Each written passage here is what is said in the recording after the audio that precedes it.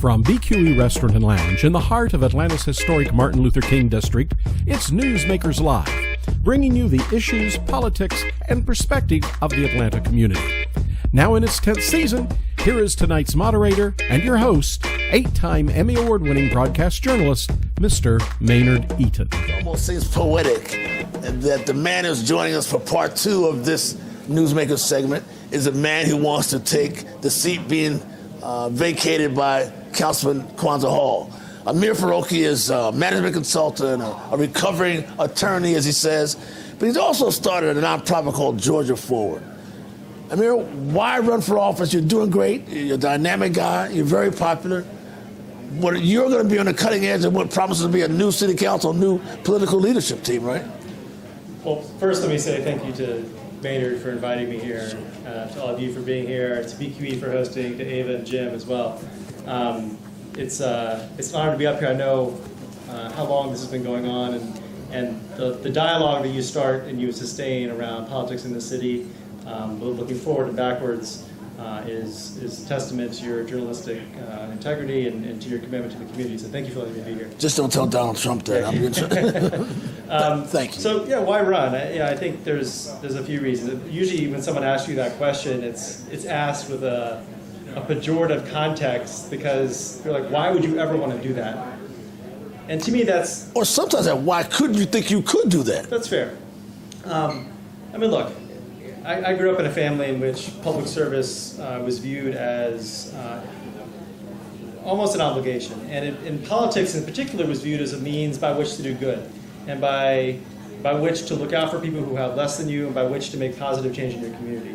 And it's easy to be cynical about politics, especially in today's day and age. But fundamentally, naive or not, I still think your elected representatives, particularly at the local level, you can do great good. And that's what drives me. This district, Kwanzaa was just up here.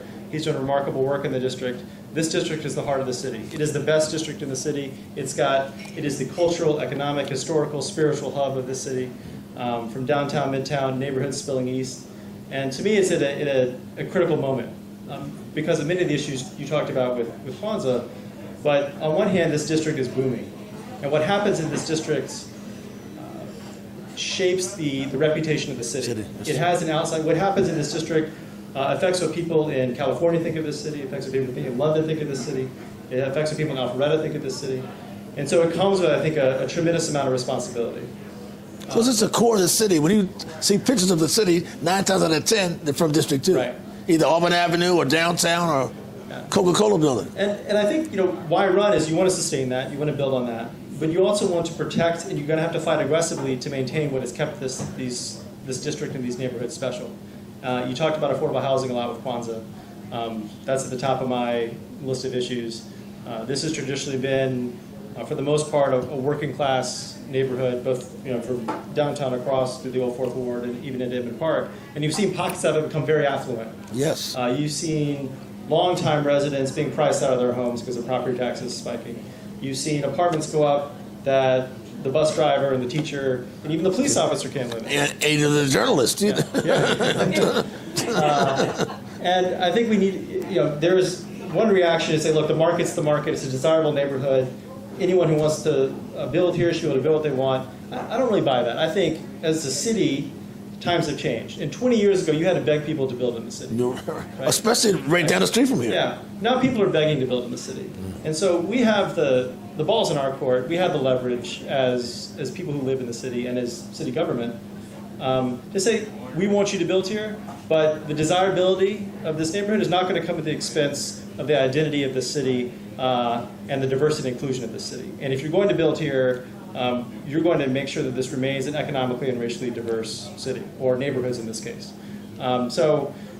That's one reason why I want to run. I think it's going to require strong, active, progressive voices who are willing to stand up and say, as a developer, you've done great stuff here, but it's time to think about not just the building that's going up, but the neighborhood you're building in and what that neighborhood looks like 20 years from now. You're progressive, not a conservative? You say progressive voices. Yes. Kwanzaa also mentioned that, in effect, being the District 2 city councilman means you're a mini mayor. Do you see yourself having that kind of juice, that kind of clout, that kind of influence? I think, as I mentioned before, what happens in this district this district is a microcosm of everything that happens in the city of Atlanta. It has the urban core, it has kind of affluent residential neighborhoods, it has the largest tract of Section 8 housing in the Southeast. Any type of issue that percolates in this district is reflective of issues across the city. So in many sense, it handles and deals with the issues of the entire city.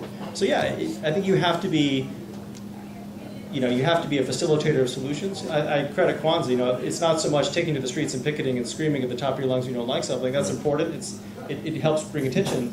But the real work is done sitting around the table and getting people around the table to solve problems. And I think that's what it takes at the city level. That's what it's going to take in this district level. So yes, Why would I want to vote for you if I lived here? I mean, you're a great-looking guy, a nice person, but can you beat your opponents and another lady who's running for it as well?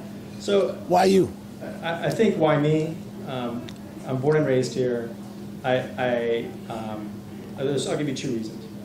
The first is it's not enough to be born and raised here. I'm not saying that because that's enough. I mean, that's not enough for anything.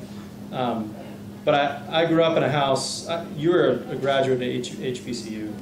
I'm the child of an HBCU. My father. That's what my father taught. My father got his PhD from Atlanta University before it merged. He spent his career. He's still teaching in Morris Brown. He's been teaching in Morris Brown since 1980. Wow. Still there. There's less than 100 students. He still goes. Teaches for free. He still goes to teach. And I grew up in Marietta. Right?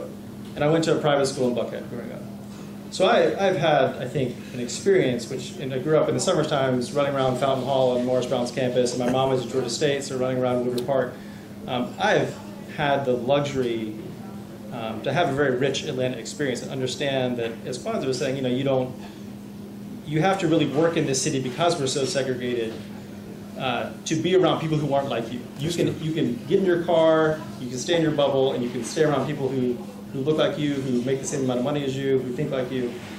And I think I've had a set of experiences that help me understand the rich fabric and the struggles of this city and what that means to our identity as a city. So I think that's one thing. The other thing is I like to think I have a track record of bringing people together to get things done. You can have a brilliant idea, but that brilliant idea is not going to come to fruition unless a lot of other people pull in the same direction with you. And Georgia Forward was a brilliant idea. Tell us about that. That's been one of your major initiatives. Yeah, so I practiced law for 5 years, and after that I launched a nonprofit called Georgia Forward that was housed right over here in Her Plaza. And it was really an effort to try and bridge the divide between Atlanta and the rest of the state in a nonpartisan fashion. Say, look,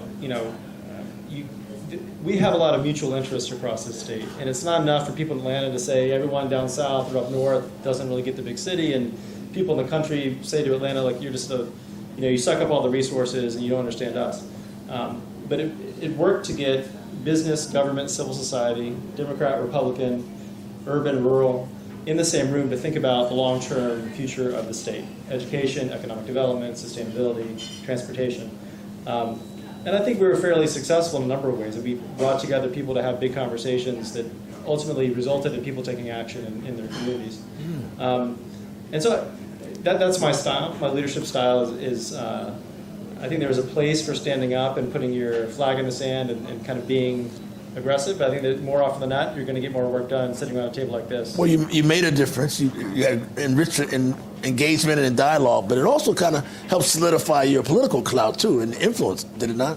In fact, the guy who works with you, Howard Franklin, is called himself a chief influencer with his influence factory. Howard Franklin, the chief influence officer. His wit knows no bounds. But I mean, and he's pretty good at what he does. He's very good at what he does. I think he's one of the sharpest political minds in the city. And I agree with that. And I'm honored to be working with him. I mean, political clout. I've never been elected to public office. Because you've tried before. I ran in 2009 for a citywide seat. I lost in a runoff. It was an amazing experience. I loved it. And you coming back? Coming back. Like I said, I think it's important to spend time in public service, and you can do that a number of ways. It doesn't have to be politics. I like to think that this is something that I really want to do, and I think I would be good at it. I don't intend to spend my career in politics, but I love this city, and I want to engage at the neighborhood level. Look, I could run for the state legislature. I could run for Congress. I think cities are the most exciting form of governance because you can get stuff done. It's less partisan. It's more nimble. If this street outside has an issue, you can get it fixed. It's not about budget issues or partisan issues, and that's what excites me most. Does it also portend, perhaps, that you see yourself running for mayor at one point, sometime in your future? Look, yeah, I mean, as a kid, you always dream about things like this. I mean, I think I kind of roll my eyes at politicians who say they never think about the next step. I will say this: the only thing that I care about as a potential politician, I've never been elected, is the city of Atlanta.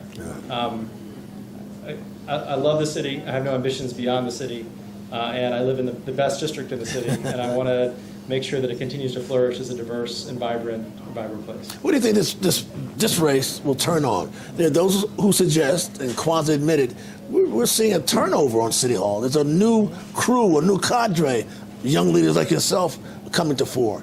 Are we approaching a new Atlanta, you think? I don't know. I think it's easy to say that every 8 years, right? I mean, it's a little bit of political rhetoric to say, oh, it's a new Atlanta. Now, I think what's driving that conversation is the demographics of the city have shifted in a way that people are saying, oh, we could have our first white mayor since 1972, right? So I think we need to be mindful. Cities evolve. They're living, breathing beasts.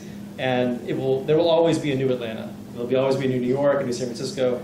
But I think our evolution as a city, we're at an interesting point. Racial politics aside, which I think you can't ignore race in any city, especially but particularly here. Right. You look at the skyline. This has long been a great city in which to do business. You look at it, there's a lot of good stuff going on here. But our street life doesn't match our skyline. And by that I mean, when you walk out of this building, there's a crosswalk that's not paved, there's a sign askew, there's not pedestrians walking up and down the street like you're seeing in Chicago and New York. And I think that requires some intentionality, and Kwanzaa spoke a little bit about this, and some intentionality about putting people first. And that means people in the design of buildings, in the sidewalk. It means making sure that if you're making $30,000 a year, you can live here, you can send your kids to school here, and they can build a life here. And it's this attention to people that I think is going to make our street life match our skyline. And to me, that's the new Atlanta. The new Atlanta is about, is this a great place to live? Is it a great place to walk outside and be? Does it inspire you? Does it take care of you? And does it look out for one another? This will always be a great place to do business, but I think that next step for us, whoever the mayor is, black, white, man, woman, gay, straight, that to me is the most important thing moving forward. But won't there be a turnover of city council people? When you go, if you're elected, you'll be along with other newly elected city council members as well, will you not? Yeah, I mean, look, there's a lot of musical chairs going on. Yeah, exactly. Right? Yeah, great phrase. Yeah. A lot of folks in city council post are running for mayor, city council president. There will be new blood on the council. Yes. There'll be some old blood, which I think is always important to maintain some wisdom, as it were, some institutional wisdom. I think, but it remains to be seen who will be elected, and whether those voices agree, whether they don't agree, whether they change the nature of debate in the city, or even the issues we think about. But there will definitely be new city leadership in ways that we haven't seen in quite some time. What issues primarily are you thinking about?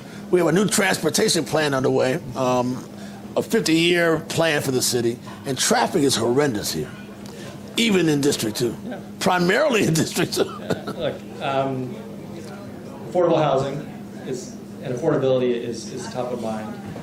I mean, you always need to be mindful of public safety. I don't say that. It's easy to say in an election year public safety because it gins up fear and whatnot. But look, I mean, I think you just have to be mindful of it.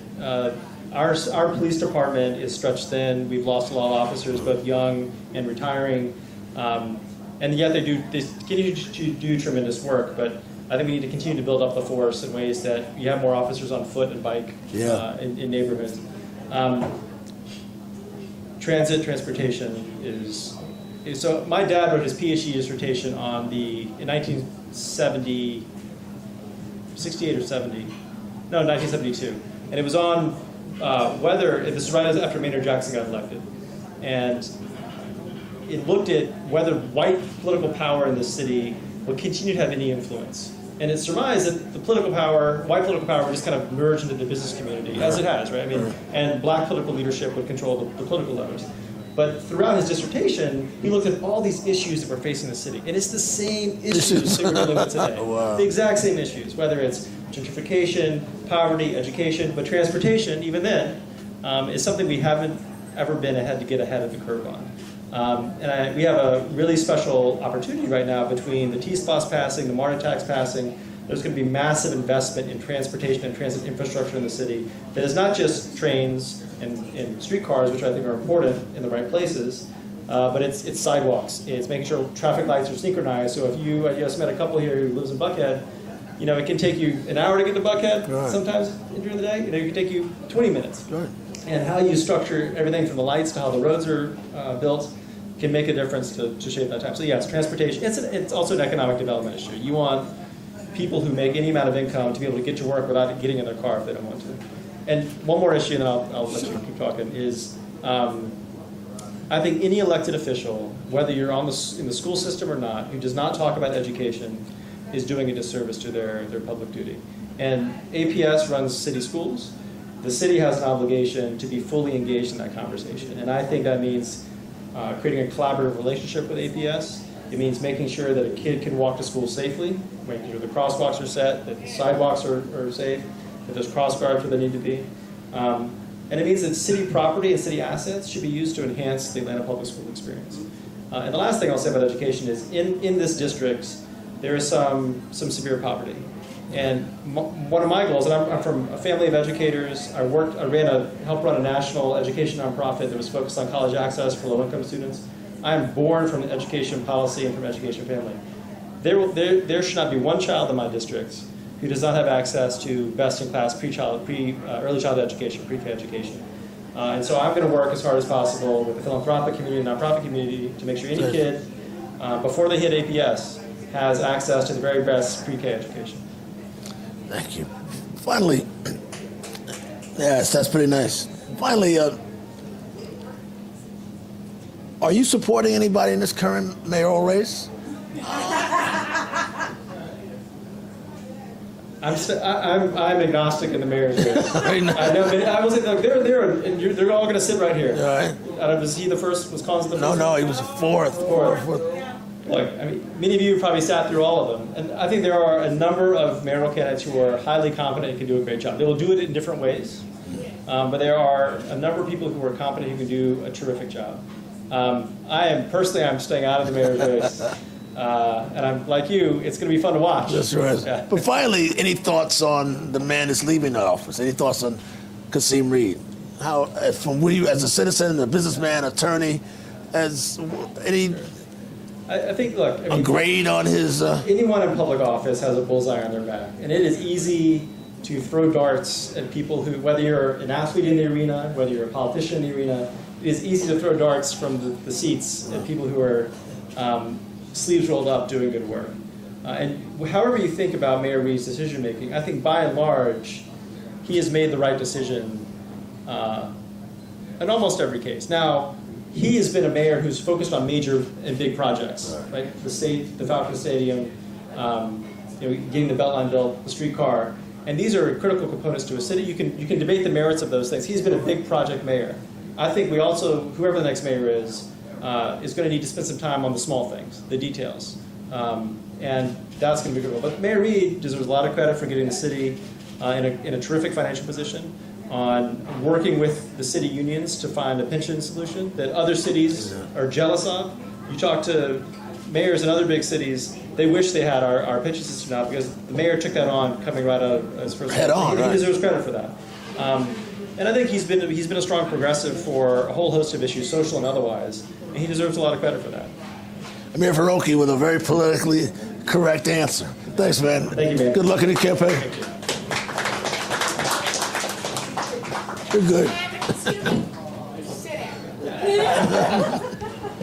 Yes, ma'am. I forgot. Jim, I'm ready.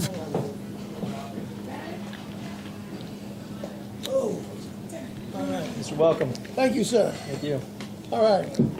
So now we know who the guy is that's going to replace Kwanzaa in the 04th Ward. Okay, so look, if everything goes right tonight, both of these guys will win, and I can visit them the day after they get elected and get my check. Ladies and gentlemen, this has been Newsmakers.